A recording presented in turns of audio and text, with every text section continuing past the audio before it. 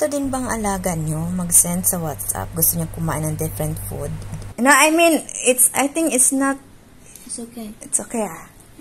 So, a little bit, okay? Okay. So, first time kong gumawa ng omo rice. Kasi nga, nag-request yung alaga. Gusto niya kumain ng different. Kaya, ito yung request niya. And, yeah, ginawa. Walang choice ko niyan. Gumawa ito ay sausage chicken and mushroom. Ang original talagang ingredients nito ay hindi ito.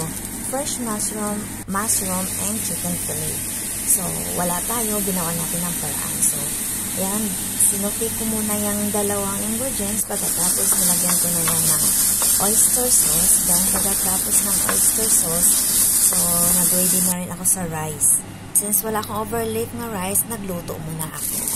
And then, nung nagluto ng rice, ito na hinalo ko na to.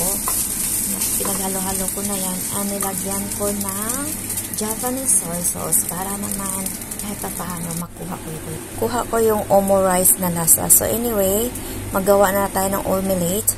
So, may 3 itlog tayo. Then, nilagyan na natin ng fresh milk para yan, minex natin. Then, nag-heat na tayo ng fire.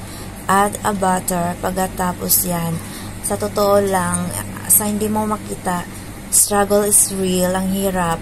Hirap i-perfect ito. I know it's not perfect, but at least nagustuhan ng alaga ko. And then yan na, soft na siya. Konti dapat kasi ang omelette na to, konting soft. Nad ko na yung ketchup. And this is it. Pinorm ko na.